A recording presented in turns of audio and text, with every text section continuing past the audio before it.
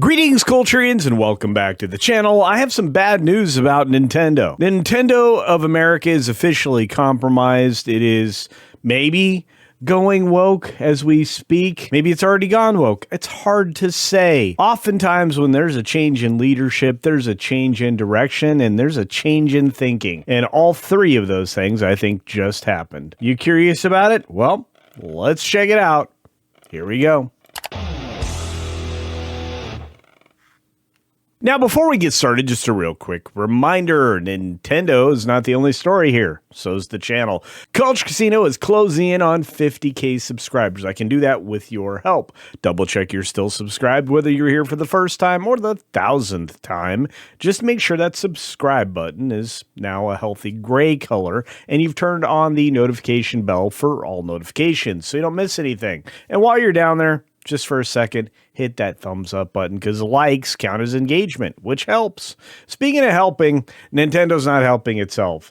It just fell off 33%, at least as far as the stock price. And you don't really see Nintendo outside of commercials for the Switch 2 or some of the really interesting games or the things that are advertised online. But day-to-day operations kind of limited. You don't really have a lot of attention paid to the gaming space anymore, and that's going to become a bigger problem as AI continues to strip mine all of the things that are required to be a PC gamer, let alone a console player. So investors are now worried that the stock at Nintendo is less valuable. I wonder why.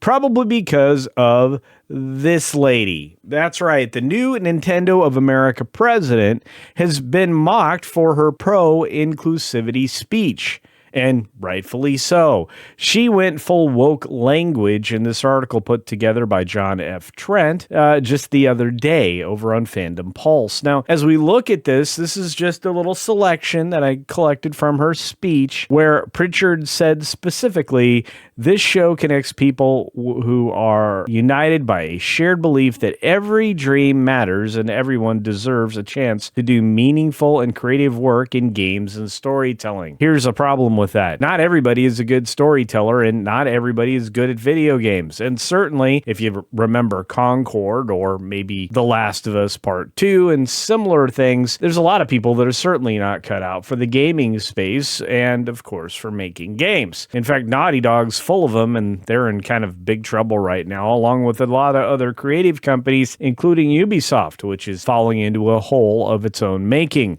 Now, we can set aside the fact that Nintendo is not just a software company, it's also a hardware company, so they need both things to work, and they're really headed the opposite direction right now. There's not a lot of innovation, whether it be in the gaming space or in the hardware, and while it caters to a specific and select few, it really doesn't live in a broader marketplace. Handhelds are going to become a dime a dozen, so handheld gaming systems that can take your Steam collection with you are going to be more valuable than something that requires, well, an infinitely smaller catalog of games from one or two or three companies. We've got big problems there, and that can speak to what's going on with the stock price, but it's a larger issue when it comes down to a 33% drop.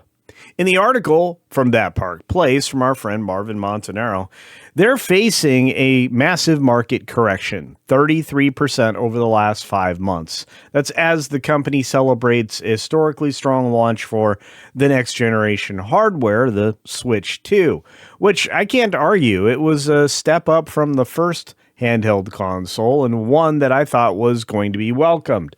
The problem is, at the same time they did that, making it more expensive, they stepped up the price for the games as well. Call it unfortunate timing, lack of foresight, or just plain greed. People don't have extra money right now, and they're really just trying to eat in an economy that was destroyed over a 4-year period of time under the previous administration that jacked prices up by 40%, nearly across the board. Not to mention that it costs you an arm and a leg to fill up your fuel tank still, despite the declining prices over the last several months.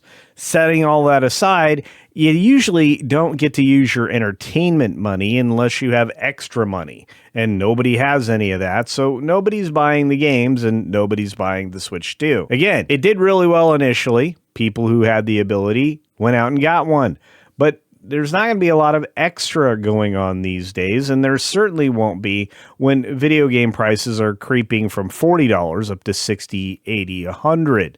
And believe it or not, studies have found that $20 to $40 video games sell much better than $80, $100 video games. We're about to test the 100 barrier here real soon with GTA 6. Regardless, the stock drop has puzzled casual observers, and investors appear increasingly uneasy about what comes next for the company in 2026.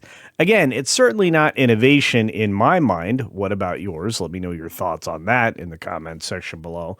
But 2026 had better be full of a lot of game breakthroughs or breakthrough games. It's not going to be something like Hightail. It's not going to be something like High Guard. And it certainly isn't going to be any woke game that's going to show up and blow the market away, because that never happens. Usually it's an immediate dump and drop in a way that most people aren't prepared for, and that includes Sony. Now, shares of Nintendo closed at nearly 9,950 yen in mid-January, marking a steep decline from the highs reached in the second half of 2025, largely tied directly to the Switch 2.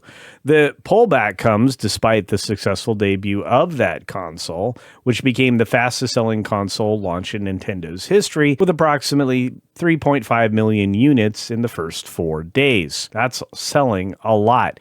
And its adoption rate's very high, as is the satisfaction with the people who actually can afford to acquire one and pay for the games. The record high hardware sales weren't enough, though. The Switch 2 launch should have reassured investors and made everybody unafraid of what was coming.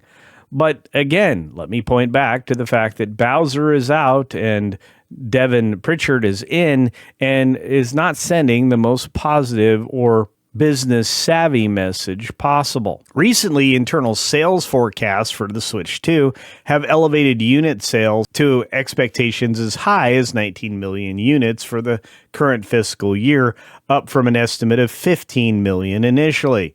However, markets tend to look forward, not backward, and looking back is going to be something people need to do so they understand what's about to occur, because I think it's going to change everything.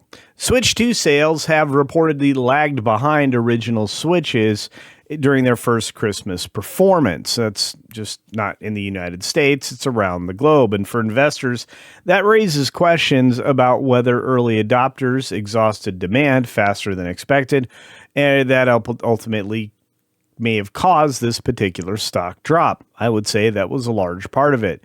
Probably also the realization that if people want to add to their libraries or even reach back in time to games that they already owned, even with backward compatibility, they were going to have to write more money out of their checking account that they don't seem to have right now. There are thin 2026 software slate concerns to point to, and that's not just for Nintendo, it's also for PC and console. We can all look back at how the PS5 launched with very few titles and only backward compatibility to point at, and that's not going to sell any more games. If you don't have more games coming, especially not games people are willing to pay for and play, you're not going to make more revenue, right? And of course, one could say it's about the uncertainty around the 2026 software lineup that is got a lot of people spooked, not just on the gaming side, but on the investment side. And that's for good reason. While Nintendo has announced several titles, there is a noticeable absence of a clear tentpole release on the scale of Mario Kart World or Legend of Zelda that could anchor the year. Historically, Nintendo's strongest financial periods are driven not just by hardware, but by blockbuster first-party games that sustain engagement and drive software sales. None of that seems to exist. And look, this is a broader problem. I'm not just going to point at Nintendo of America as a singular culprit when it comes to the lack of choices and available games. Nobody's been releasing their games on time in a timely manner or at a record pace. It's been slow going. I mean, you have to look back 12, 13 years to see what's happening with Grand Theft Auto series and go, Why is it so long between games? And the answer, of course, is Rockstar can continue to capitalize on that cash cow because you could spread it out through 3 generations. That game was playable forever. But GTA 6, well, they want to kind of craft in the same mold, and they really don't have the people there anymore that put 5 together in the first place. A lot of people have been run out the door because they didn't line up ideologically, and I would say that that's largely true of the entire games industry. The people who brought you the successes of the past have been run out for audiences that don't exist in the future. That's right, that magical modern audience. But moving forward and back to the story, just understand, I don't see Mario Kart or Zelda coming to save the day, and neither does anyone else. Investors appear unconvinced that Nintendo has revealed a must-have title capable of reigniting momentum later this year. It's not just investors, it's the gamers too, like me. Regardless of my thoughts, what matters here more is yours.